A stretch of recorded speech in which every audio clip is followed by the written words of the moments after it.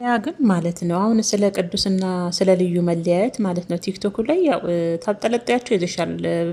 በመጀመሪያው እነሱ ሰው አይደሉ እንዴ? ፍጹም አይደሉም እኮ ቢለያዩም ቢጣሉም ችግር የለውም። ሲቀጥል ቤቢና ሀን የሚባባሉ የሚጣሉም አይመስሉም።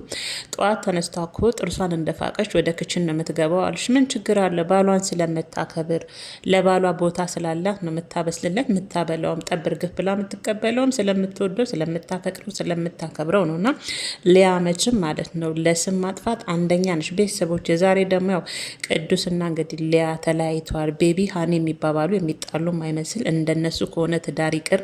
እኔ እንደውም ለወደፊት ስትፎግር ማለት ነው ለወደፊት አለች እንደነሱ ነበር መሆን የምፈልገው እንደ ልዩና እንደ ቅዱስ ነበር መሆን የምፈልገው ግን ይገርማል ምናምን ብላ እንግዲህ በቲክቶክ ላይ ተፋቱ ብለው ሊያ ናት እንግዲህ ኬት እንደምታመጣ መረጃውን አላቅም። በነገራችን ቤተሰቦቼ እኔ ልዩና ቅዱስ በጣም ደስ የሚሉኝ ባልና ሚስቶች ናቸው። ከዩቱቡ መንደር በጣም ወዳቸው ማለት ነው። እና ምክንያቱም ደግሞ መከባበራቸው እሷ ለሱ ያላት ቦታ በቃ በዚህ ነው ፉገራ ያዛቸው ማለት ነው። እና እሱ ለሱ ያለው ቦታ በቃ እውነት ለመናገር ሲታዩ የሚያስቀኑ ባልና ሚስቶች ናቸው። እውነት ለመናገር የሚያስቀኑ ኑትም ደግሞ ባላቸው በቤታቸው እቃ ሳይሆን በመከባበራቸው እኔ በጣም ምቀናባቸው በጣም ደስ የሚሉኝ የምወዳቸው ባልና ሚስቶች ነበሩ።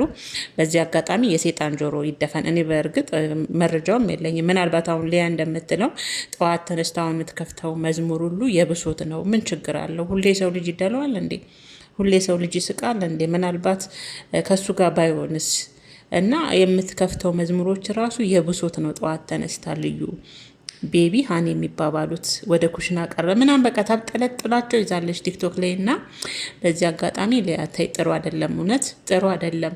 እንኳን ሰውና ሰው እግርና እግርም ይጋጫል። ቢጋጩም ቢለያዩም በእነሱ የተጀመረ አይደለም፣ የሚገርምም አይደለም። እና ሀንና ቤቢ ስለተባባሉም አይደንቅም። ምን ችግር አለው? በዚህ አጋጣሚ ግን ቤተሰቦቼ እውነት የሚዲያ ሰው በተለይ ፌመስ መሆን በጣም ከባድ ነው። እውነት በቃ ባትለያዩም ሲከፋችሁ መዝሙር ይሁን ምንም ከፍታችሁ ካዳመጣችሁ በቃ ከባላችሁ ከፍቅረኛችሁ ጋር ተጣልታችሁ ነው በቃ። ከዛ ውጭ ምንም እናንተን የሚመለከት የሚሆን እንደ ሊያ ያሉ ፌመሶች የሚሆን ለእናንተ የሚሰጧችሁ ስም ይሄ ነው። እና ቅዱስና እንግዲህ ልዩ እኔ እንግዲህ አላየሁም እስካሁን መረጃ የለኝም። ቤተሰቦቼ ያው ከሊያ አንደበት ነው የሰማሁት ማለት ነው።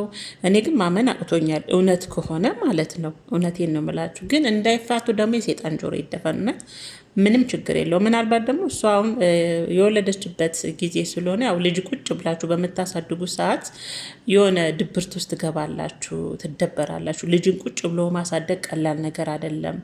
ያም ነገር ድብርት ውስጥ ከተዋት ይሆናል። የራሷ የሆነ ምክንያት ሊኖራት ይችላል። በቃ ብቻ እንደ ሚዲያ ሰው አትሁኑ በእውነት ቤተሰቦቼ። እና እኔ ከዩቱ መንደር በጣም ደስ የሚሉኝ በጣም የምወዳቸው ባልና ሚስቶች ናቸው። እና እሱ ለእሷ ያለው ክብር እሷ ለሱ ያላት ክብር በጣም ደስ ይላል። ከካሜራም ጀርባ ከሆነ ማለት ነው። እና አንዳንዴ ያው እውነት ሁለ ነገራችሁን ሚዲያ ላይ ካረጋችሁ ከባድ ነው። እውነት ከባድ ነው። ምክንያቱም እናንተ የህዝብ ናችሁ። ህዝብ የእናንተ ነው። ከህዝብ ምንም አትደብቁም። ከሚወዷችሁ ከሚያዋችሁ ቤተሰቦቻችሁ ምንም መደበቅ አችሉም። አንዴ ፌመስ ሆናችሁ ሁለ ነገራችሁ ሚዲያ ላይ ከሆነ ከዚህ ህዝብ ምንም ይደበቅ ነገር የለም። በትፋቱም አልተፋቱም፣ ባትፋቱም ተፋተዋል የሚል ስምም አታጡም። እና ሊያ እንግዲህ በዚህ ይዛቸዋለች። ፉገራ አትሉትም፣ ማሞገስ አትሉትም። በቃ እውነት ሊያ ግን በጣም ይደብራል። እውነት ይደብራል። ምንም ችግር የለውም። መለያየትም የሰው ልጅ እኮ ሳይስማማ ሲቀር ይለያያል አይደል? ሳይግባባ ሲቀር ይሁን የሚያለያይ ነገር የከበደ ነገር ሲሆን እኮ ትለያያለሽ አይደል? አልተገዳደሉም ከተለያዩ ማለት ነው። እና በዚህ ልክ ጠብር ግፍ እያልሽ ስንት ባልጠፋ ወሬ ልዩና ቅዱስ እያልሽ ክችን ጠዋት ጥርሷን ፍቃ ክችን ነው የምትገባው። ቤቢ ሀኒ ነው የሚባሉት እንኳን የሚጋጩ ምናምን እያልሽ እንደዚህ አይነት ፉገራ ውስጥ ባትገቢ ጥሩ ነው። በእርግጥ አንቺ ባልሽ ሚዲያ ላይ አላወጣሽም፣ ጎበዝ ነሽ። በዚህ አጋጣሚ አድንቅሻለሁ። ምንም ይሁን ምንም ዜጋ ይሁን ብቻ። እና ሴቶች ፌመሶች በተለይ ስታገቡ ባሎቻችሁ ወደ ሚዲያ አታውጡ። እውነት ከሰራችሁም ደግሞ ዩቱብ ሁሉ ነገራችሁ ሚዲያ ላይ አትውጡ፣ ከላይ እስከታች። ይሄ ዩቱብ መቼም በቃ በረከትም የለውም ለትዳሩም። በቃ እኔ እንጃ እውነት አንዳንድ ያስጠላል። እና የሴጣን ጆሮ ይደፈን ብለናል እኛ ስለምንወዳቸው።